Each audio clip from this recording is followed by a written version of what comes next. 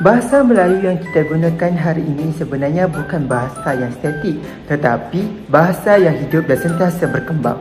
Tahukah anda, banyak perkataan dalam bahasa Melayu sebenarnya datang daripada bahasa asing seperti Sanskrit, Arab Parsi dan juga Yunani Latin Inggeris.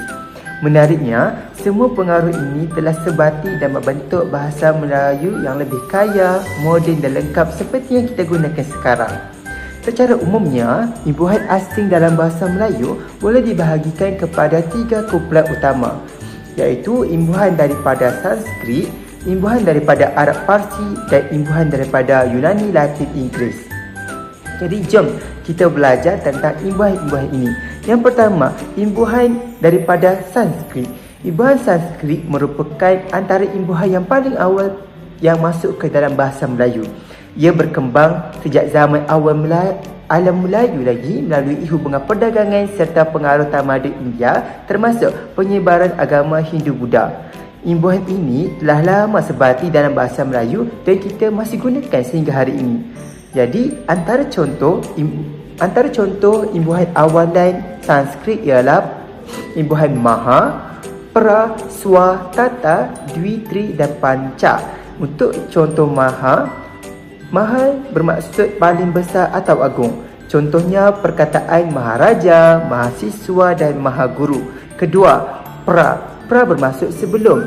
Sebagai contoh, perkataan prasejarah, prasyarat dan prakata. Yang terakhir, imbuhan awalan Swa bermaksud sendiri.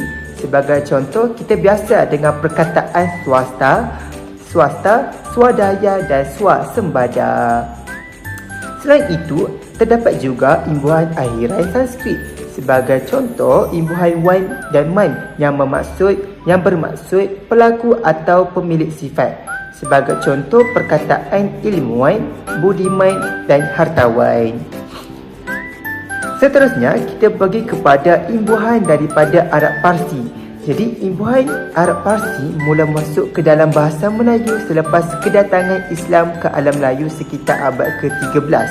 Bahasa Arab memberi pengaruh besar dalam bidang agama, ilmu dan penulisan. Untuk contoh imbuhan awal dari Arab Parsi adalah imbuhan bi, bermaksud tidak. Contoh perkataannya ialah perkataan biadab dan bilazim. Untuk akhiran pula, imbuhan wi dan i yang bermaksud sifat sesuatu. Sebagai contoh perkataannya duniawi, manusiawi dan bahari. Terdapat juga contoh yang lain seperti imbuhan in, ad dan ah yang menunjukkan bentuk jamak atau jantina. Misalnya perkataan muslimin, muslimat dan salihah. Jadi imbuhan Arab Parsi ini banyak kita gunakannya dalam bidang agama, akademik dan penulisan formal. Ketiga, imbuhan daripada Yunani Latin Inggeris. Jadi imbuhan ini pula merupakan imbuhan yang paling moden dan masuk melalui pengaruh penjajahan barat serta perkembangan sains dan teknologi. Jadi bahasa Inggeris khususnya banyak menyumbang istilah baharu melalui pendidikan sains dan komunikasi global kita. Jadi antara contoh imbuhan awal dan yang biasa kita pakai dalam kehidupan hari kita adalah imbuhan pro, anti, pol, auto, sub dan supra. Jadi untuk contoh imbuhan pro ini bermaksud menyokong. Jadi biasanya kita dengar perkataan pro kerajaan dan pro aktif. Kedua, imbuhan anti yang bermaksud menentang. Jadi contoh-contoh perkataannya adalah antisosial dan antibiotik. Yang ketiga, poli, iaitu bermaksud banyak. Contohnya perkataan poliklinik dan poligami. Terdapat juga istilah-istilah moden yang kita gunakan yang diambil daripada imbuhan bahasa Inggeris seperti tele, mikro, makro dan foto.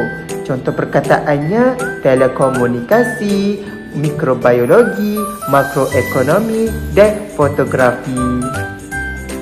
Jadi, secara kesimpulannya, imbuhan asing dalam bahasa Melayu menunjukkan bahawa bahasa ini bersifat dinamik dan sentiasa berkembang mengikut perubahan zaman. Walaupun ia berasal daripada pelbagai bahasa, namun semua unsur ini telah diserap dan disesuaikan sehingga menjadi sebahagian penting dalam sistem bahasa Melayu hari ini. Jadi itulah penerangan saya berkenaan dengan imbuhan pinjaman. Untuk ketahui lebih lanjut dan lebih mendalami tentang contoh-contoh imbuhan ini, kalian boleh baca dalam Google Search saya. Sekian, terima kasih.